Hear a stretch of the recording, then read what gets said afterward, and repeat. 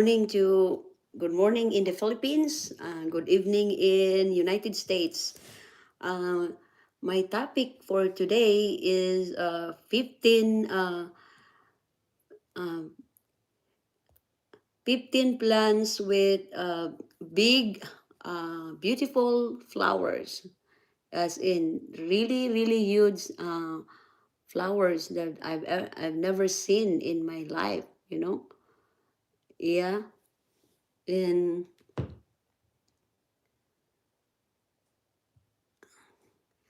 and the number 15 is tree peony or Peonia soproticosa. Wow, it's really hard to read. It's really hard to read the words. And also,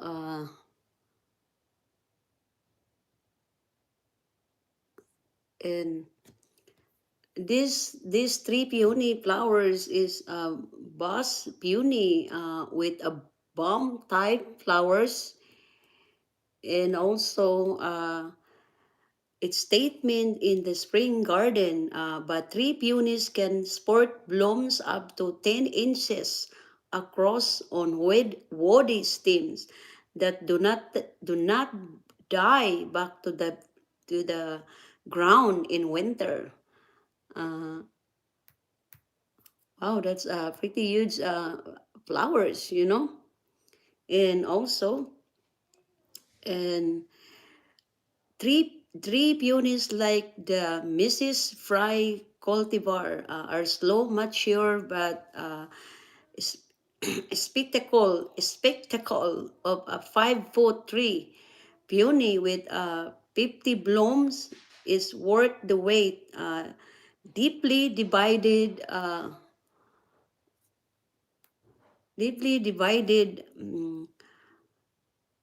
foliage adds to the character of these plants. So this plants is USDA or growing zone is 4 to 8. Wow, that's a lot. And no, that's a lot, but it's a big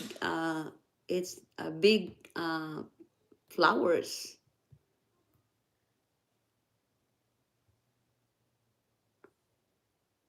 Heidi, hi, and Mama San, where are you? So color is white, red, pink, and purple. So everyone, I would like to see you this to you. This is the tree peony. It's a big flower. So San, this is the biggest flower in the world, San. Take a look, San. You see? It's I really don't know. We don't have this in the Philippines, San, but this is a biggest. This is one of the giant flowers. I mean, yeah, it's a plant, but giant flowers. Yeah, it's a big sun. So the name is tree peony. That's the name of the plants. San, where are you now, San? Are you in the hospital, Mama San? Huh? Are you in the hospital, Mama San?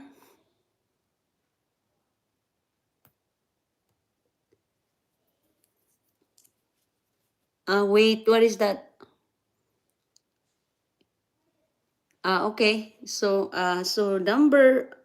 the next one is Oriental Poppy or uh, oh no, let's go back to the three. One is Pole Sun to Part Shade and Fertile Loam. So the next one is Oriental Poppy or Papa Burr Oriental. And this flowers is this fairy red poppies go by the moniker Goliath. Oriental poppies send long tap roots into soil, helping them establish a long life in your spring garden.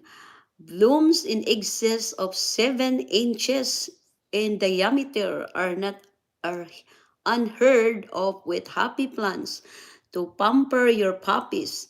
full sun, and excellent drainage are the most important requirements. And the growing zone is 3 to 9, and the color is orange, red, pink, purple, white, peach, and maroon salmon. The sun exposure is full sun. Soil needs is fertile, will drain soil with average moisture. Hi to good morning to Imelda Gabak. So, Moy, I'm talking about the plants with giant flowers. So this is the Oriental Poppy. Moy, look at the picture. The flowers is pretty darn big, you know. So, yeah, Moy, thank you for joining with me, Moy. At least I have someone, what they call that, joining with me. So that's a biggest flowers, Moy. I mean, giant, you know. And you need to shout out, Moy. Shout out. So, Moy, when the opening of the restaurant, Moy? Oh, my eyes is so itchy. Moy. So the next one is the or Hydrangea uh, SPP. It's really hard to pronounce. And these flowers in the world of Hydrangea, hybridizing, the big blooms just keep getting better. This genus of plants has several species commonly used in landscaping, all of which are famous for having large flower. For example, the Hydrangea arborescens Annabelle has 12-inch flower heads that are stunning and staple in many shade garden. However, Incredible has increased in popularity as it also blooms on new wood, but its stems will not tap under the weight of rain-soaked blooms in addition to the cultivars. So the growing of these hydrangeas or hydrangea, it's 3.9, depends on the species. Wow. And the color varieties is blue, pink, white, red, and purple. The sun exposure is full sun to part shade. Soil needs rich porous rich soil. pH can affect bloom color of some species. So Mama San and Imelda, here's the here's the hydrangea, uh, one of the giant flowers on earth. Did you see that, Moy? It's really big flowers.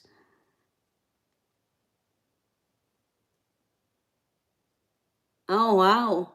Sorry about that, Moy, but did you see the picture? You can see the flowers. It's really big.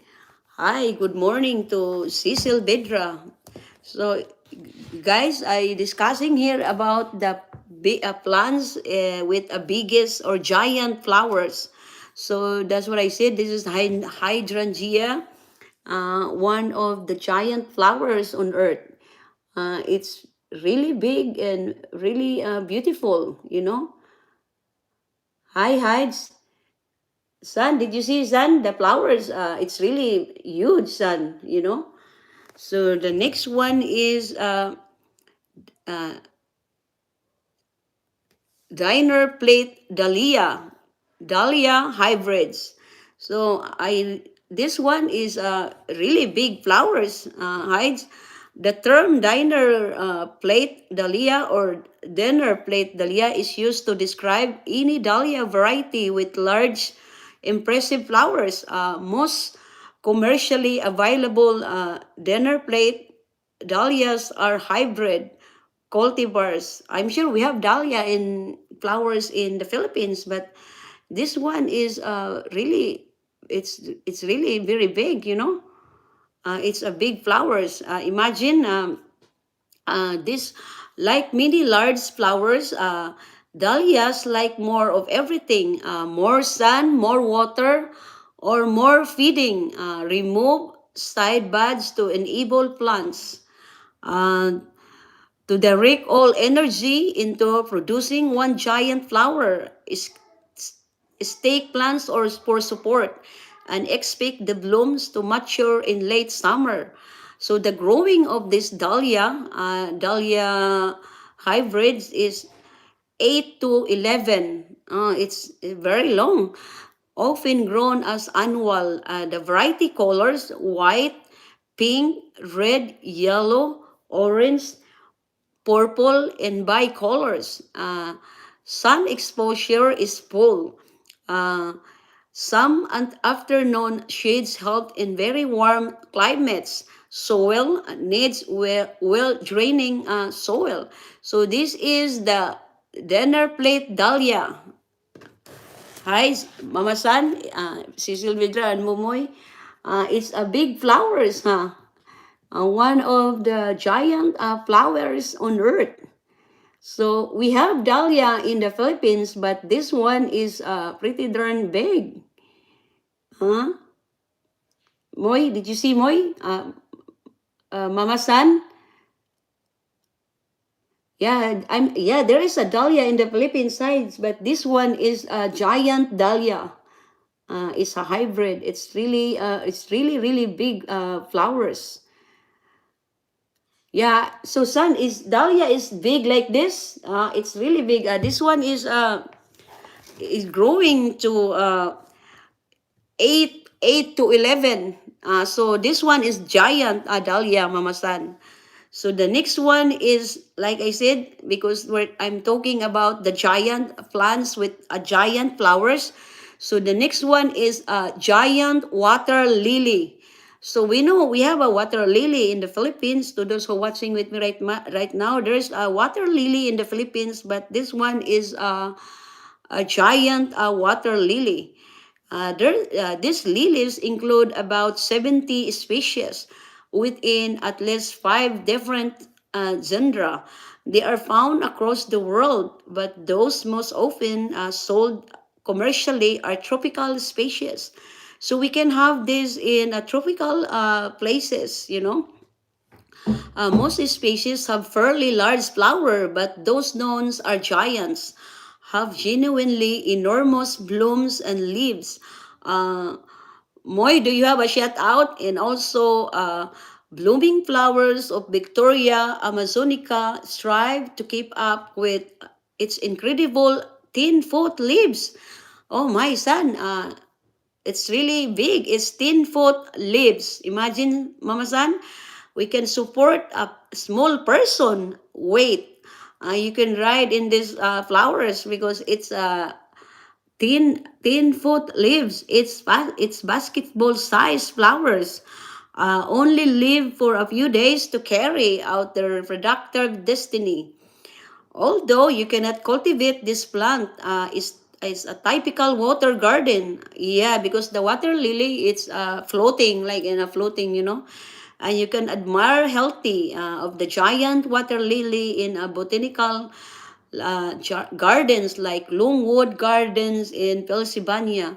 So this growing water lilies, this giant water lilies is 10 to 11, and the color is white to pink or purple, and the sun exposure is full sun, and the soil needs is submerged rich loam. So Mama San, so this is the giant water lily, Mama San. It's really huge. It's really big. Imagine. Uh, so we have a to those watching right now live, whoever watching with me right now, we have I think we have a water lily in the Philippines, but this one is a giant water lily. Yeah, son, it's really big, huh, Mama San, Moy.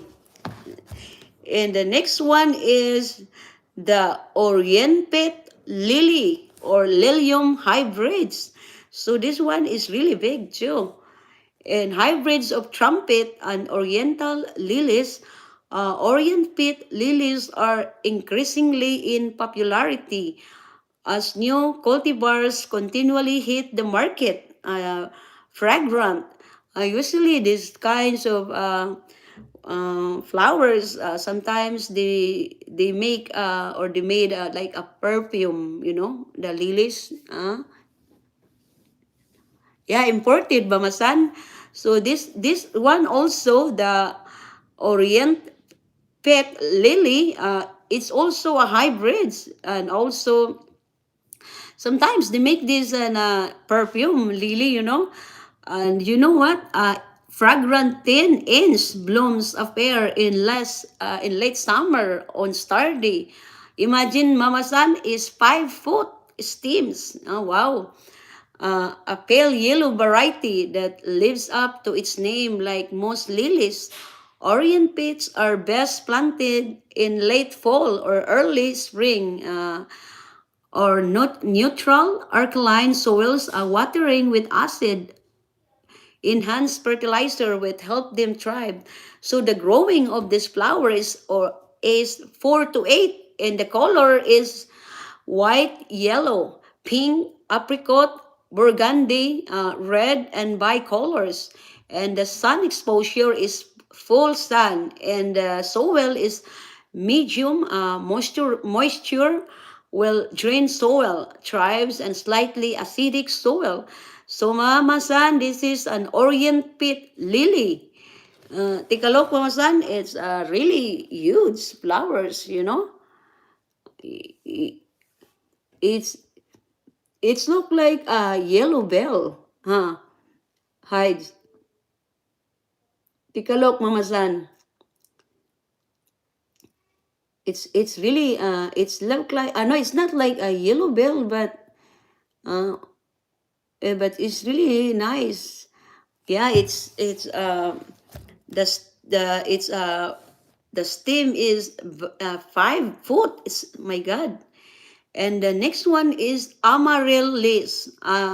Shout out to Gigi sa Bakahan, nung Jining sa Bakahan, ng Ruth sa Basan, and shout out to Lisil Pabualan, if she's watching right now in Malaysia. And yeah, I think so. Hi, yeah, family, but it's a different color. It's that one is the color is white, yellow, pink, apricot, burgundy, red, and bicolors.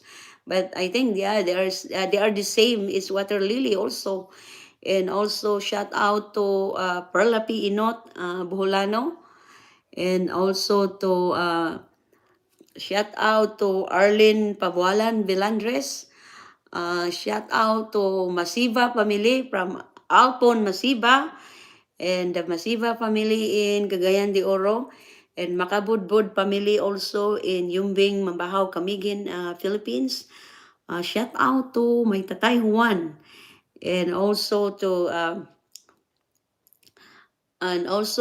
Bones, thank you for joining with me, and thank you, and Heidi, every day for joining, and also Mama San. Mama San, thank you very much. And the next one is the Amaryllis Hepistrom group. This one is Amaryllis blooms are popular during winter holidays, but this gift plant comes in a number of colors and forms. Large bulbs produce larger plants and flowers. So splurge on premium bulbs from trusted sellers. Wow.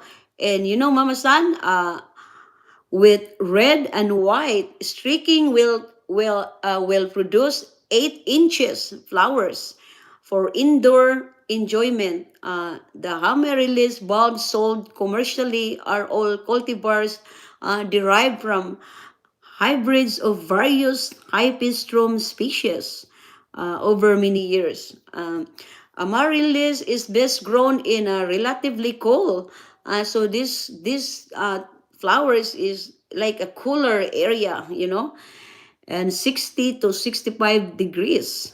And the growing zone of these flowers is 8 to 10, normally planted as normal even in warm climates, since winter chilling period is required. So the color of this flowers is red, pink, or white, and the sun exposure is full.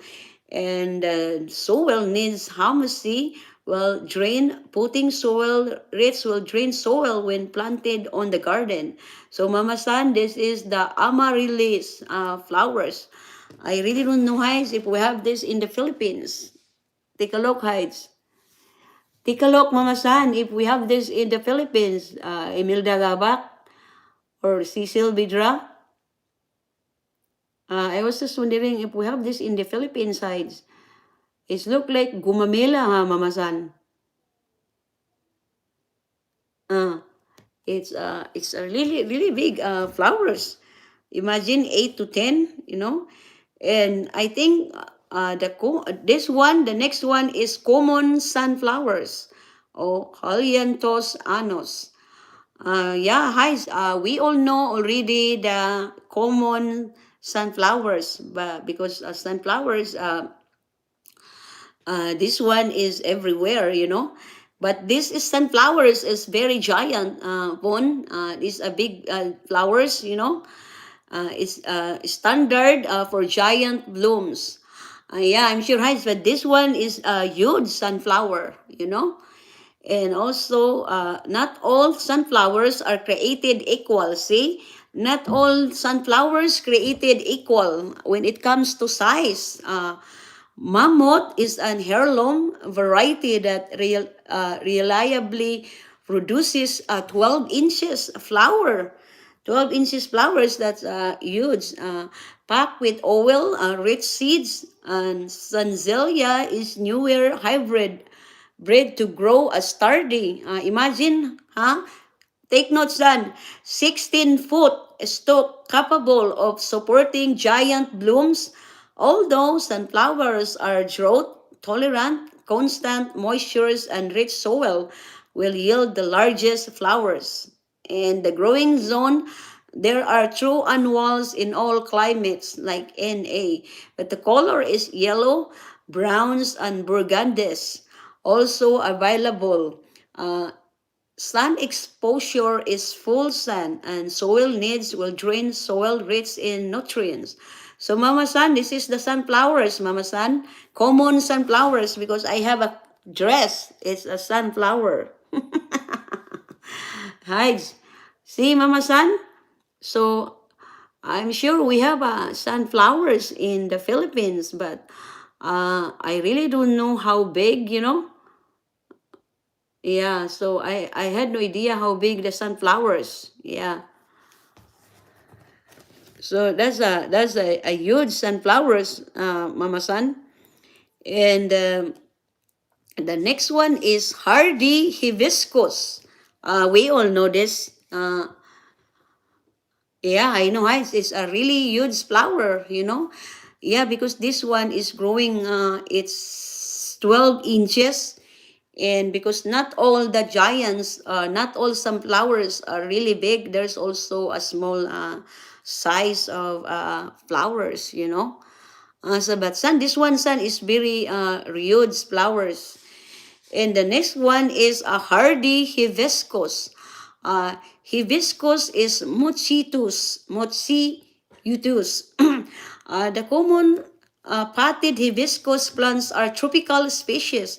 So we have this in the Philippines. Yeah, it's very big one because it's 12 inches. Species that won't tolerate even a whiff of frost, but exotic flowers lovers can rejoice.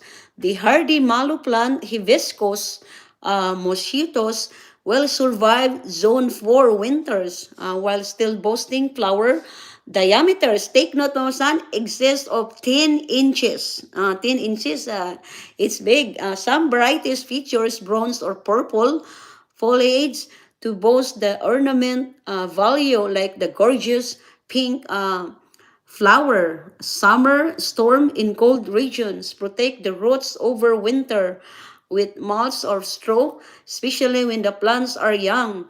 So the growing is 4 to 9, and the varieties color is white, red, pink, and blue. Exposure sun is full. soil needs is well-drained loam. So this is, it's look like sunflower, Mama San. Take a look, Heights. Do you think Mama San is a sunflower? Hmm? But it's 4 to 9 inches. The sunflowers, to those who watching with me right now live, in the Philippines, we have a sunflowers. But this one is a huge. Imagine, it's 10 inches or 9. We have in the Philippines, but yeah, I know it's look like gumamela, but ours is really small, Mama San. This one is really big. Mm-hmm. Yeah, I know, it look like gumamela to me. You know, it's big flowers. So the next one is moon flowers, Ipomea alva. So only night owls will be able to appreciate the nocturnal blooms. Yeah, I know. Blooms of the moonflower, uh, which will open at dusk to reveal 6 inches white flowers. If unique or soak the seeds, germination may occurs is as a little as a week. Combine fast-growing vines with morning glories, and you will please hummingbirds and hummingbirds months alike. So this one, Mama San, this moonflower is growing. Take note, height. Take note, guys. 10 to 12. Usually grown as annual. Oh my. And the color is white and purple. Sun exposure is full. And soil needs tolerates any soil type. So, Mama San, this is a moonflower. Uh, it's 10 to 12 inches. Oh my. It's a huge flower, Mama San. Imagine 10 to 12 inches. So I really don't know, guys, if we have this in the Philippines. I really don't know, guys, if we have this kind of flowers in the Philippines, But it's a big flower. To those watching with me right now, uh, especially in Cagayan de Oro, if you have a friends, please come and visit 3AD Laundry. Pick up, pre-pick up and pre-delivery, located in Canituan, Cagayan de Oro City. And the owner is Heidi and Alpon Masiba. So the next one is English Rose. So this one is English Rose Hides. If roses have not been your go-to choice for large blooms in the past, it's time to get acquainted with English roses. Oh my. Our class of roses are developed from heirloom. I know.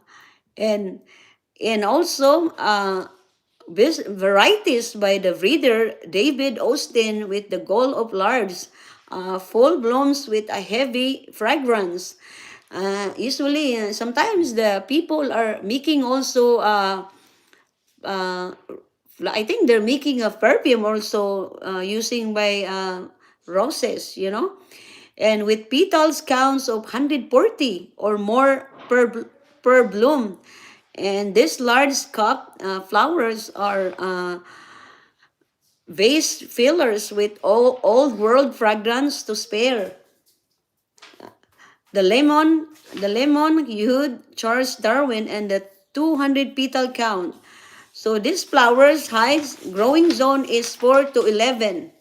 Uh, Varies depending on variety. So the colors is white, yellow, red, pink, orange, and bicolors. And the exposure is full sun. Will drain will drain loam. I will look at later. Okay, so this is the English rose. Imagine, Mama San, 4 to 11 inches. Look at Mama San. Heights, 4 to 11 inches. I think the other one we have in the house is, I think this one is I'm not really sure, but is a very big roses. the one that we have in the house. But this one is, it's a huge roses. And I like the color. I have this in our backyard, but I'm not sure if how big, But this one is a huge thing. Oh my. So the next one is King Protea. What happened to you? Auntie Lilia will be mad. She said to me. It's just taking my heel. Okay. The King Protea is fruity plants lend an exotic flair to any tropical flower arrangement. Yeah, I know that I have a color. I have that rosy sides color. And also, these flowers, fruity plants, uh, in a tropical flower arrangement, and king fruity or fruity cynorades plants produce the largest flowers, heads of them all. You can also known as a sugar bus. These South African natives may grow outdoors as. Hi, good morning to Nila Masiba. To Nila Masiba, thank you for joining with me. And if you did not start my live, you can watch play my video. You can replay. So hides this king fruity is the growing is 9 to 12. Wow. And color is red, pink, creamy, white, and the sun exposure is full sun. And average is to rocky, very, very well drained soil. Yeah, 9 to, oh, and this is the 9 to 12 inch, the king fruity. Uh, I really don't know why if we have this in the Philippines, Mama San. Take a look, Mama San. It's really big flowers, right, Bibi? Yeah. Okay, okay. That's too big. That's a huge number. Next one is the coxcomb Silucia argenti var crestata. This one is the otherworldly coral shapes of coxcomb Silucia argenti var crestata.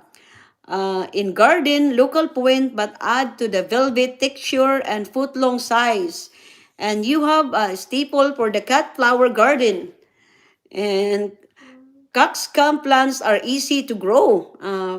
You can only use this from seed. Good morning to Masiba, Alessandra, Algin, thank you. And they tolerate humidity as well as dry soil. So, the growing is 2 to 11.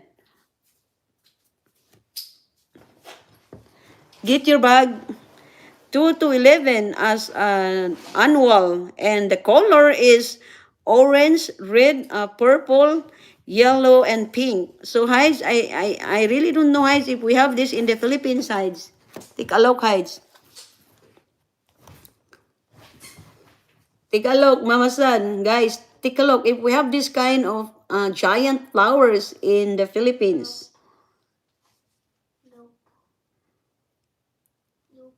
Do we have these kinds of flowers, Mama San?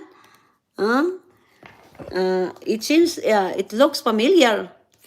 So we have in the Philippine sides, but this one is really big because 2 to 11, And the next one is a butterfly bush.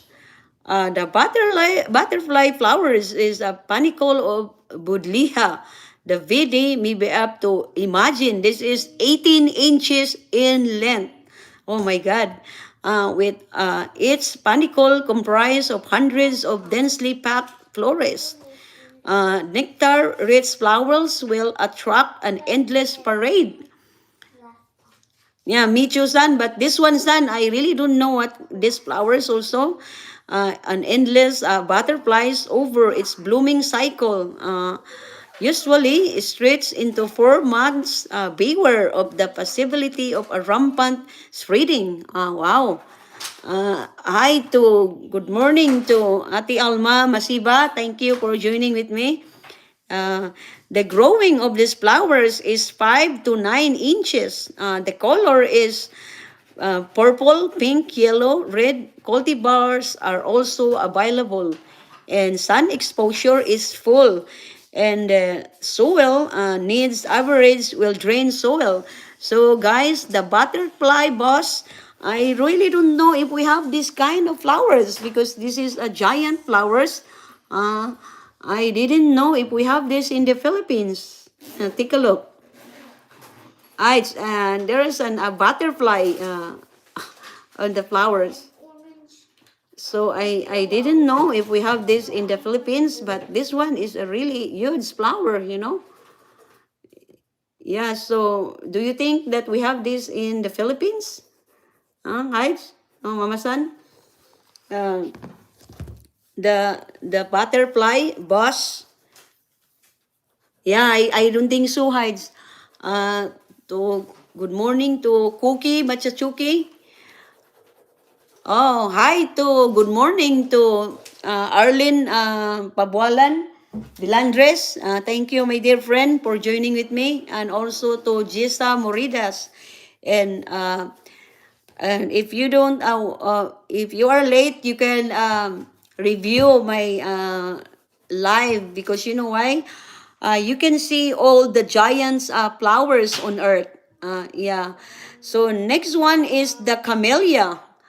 Uh, good morning to Lucky Moridas. Shout out to you. Shout out to Moridas Familia or family. Uh, Shout out to Super Tio 100. Thank you for joining with me. Uh, you know what? We just finished our raffle draw last week, you know. Yeah, so this one is camellia.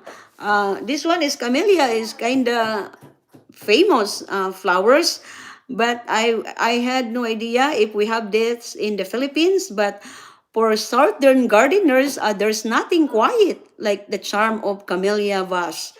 Uh, in the late winter garden for the biggest flower plant cultivar of the camellia Japonica species. This budding will help you achieve 6 inches flowers or varieties. The color is so the growing of these flowers is 7 to 9, and the color varieties is white, pink, red, yellow, lavender, and the sun exposure is part shade. And soil needs moist, acidic, well-drained soil. Wow, so guys, this is the camellia flowers. I really don't know if we have this in the Philippines, but this flowers is really famous. This flowers, it's really famous in the world. But this is a giant camellia flowers. So I'm not sure, guys, if we have like this in the Philippines. Maybe yes, maybe no. You know, because the Philippines is a tropical island. You know, so anything to shout out? So that's it. That's my topic for today. And uh, any shout out today? Shout out to your Aimee Bilandres, your daughter Arlene Bilandres, board member in Texas. Hi to Aimee Bilandres. Uh, Shout out to Lizelle Pabualan and also to Aimee Bilandres from board member Arlene Pabualan Bilandres.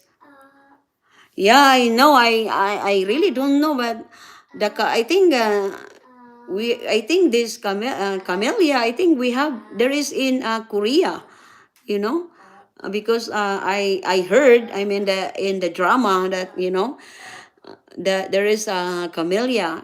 It could be a bloom over there, you know. But in my research here, it didn't mention that there is in but it said in southern gardeners. Shout out to Mama Lal in Lubok, Bohol. Yeah. So, to those who are late, please rewind my video, live video, so that you will know what are those giant flowers on earth, because that's a very huge flower, you know. So, Pon, ini shout out Pon. Yeah. Shout out to Delia. Hi Delia. Good morning to you. Good evening to you. And see you tomorrow. And also to hi to shout out to Marites Grigno. Hi to Marites Grigno. I miss you. Uh, Hi. Shout out to Ma'am Perla Pinot. Bolano. To Perla Pinot. Shout out to you. Uh, sh- Everyone, I would like to say condolence to the Hakulan family. Rest in peace, Erna Hakulan. Where is she, board member? Condolence to the family of Hakulan family in Camiguin Island. I I didn't know that person, but condolence to the family from me and also from Arlene Pabualan de Landres. I was just wondering what happened to her, board member. What happened to is she your classmate in high school, uh, or is she sick? So once again, condolence to the family. And also to everyone, please be patient. The opening of the GR's Corner will be next week probably. She's from Bugong, I see. So what is the cause of death? You know? Yeah, condolence once again to Hakulan family in Bugong, Mambahaw, Camiguin, Philippines. Oh no, breast cancer. You know what? In America, every once a year, I have a mammogram. I just had a mammogram last Monday, and the result is good, and there is no sign of cancer. Yeah. It's okay even you're late, but you can review my videos, and please guys watch all my videos. You can rewatch it and so that I can have a time hours. Yeah, and then me and Heidi we're going to talk regarding the raffle draw. Yeah, so watch out for that. I didn't know when the raffles, but I need to talk to Heidi. Any idea about it, and also to so Hides, you said to me you're going to Camiguin Island, Hides. Next week, huh? So also thank you to Mama San. You're welcome, my friend. Thank you. You're welcome, and also condolence again to your friend, family. Yeah, and also shout out to all my subscribers in my YouTube channel, especially in Cebu City, and to all my friends in Facebook. Shout out to all of you. And that's it. And also, thank you guys for joining with me. And see you again. Please watch my videos. Rewatch my videos so that I can have time hours. Just like what happened to me, I'm playing all my videos in different devices, and so that I'm closer to. I really don't know how much my time hours now, and please help me, and so that I can get the time hours. Uh, play all my videos. You can play even you don't listen. You don't need to put a sound. So it's your classmate. So, board member, you can play all my videos. You don't need to put a sound, just only play it, you know. Yeah, so that I can have it can increase my time hours viewers. Yeah. So, everyone, thank you for joining with me because BBG is going to school tomorrow. And thank you, Arlene, and to Cecil Vidra, and also to Alma, Masiba, to Mama San, to Heidi, to Alpon, to Imelda Gabak, and the Mochichuki, Cookie, and to all the Masiba family, you know. Thank you for the support, and also the I need to look at the names here. Yeah, thank you. The Moridas, Lucky Moridas, Gisa Moridas. Thank you. Thank you for joining, you know. I'm I really appreciate everyone for joining with me tonight. Okay, yes. Thank you, my friend Arlen. You can review or rewatch uh, my all my videos even without sound. You don't need the sound. All you have to do is just to play it, and you know, even you go to bed you can play, so it can increase my viewer time hours viewers. Okay, guys, thank you everyone for joining with me right now. Tomorrow is BBG school time again, so thank you very much, and God bless you all. I really appreciate your support. And thank you and bye and see you next time. And Mama San, good luck to you and your doctor's thing, you know. And thank you to all the Masiva family for the support. Thanks very much. Yeah, it helps my watch my all my videos because it helps all my viewing hours. And thank you everyone and bye. Yeah.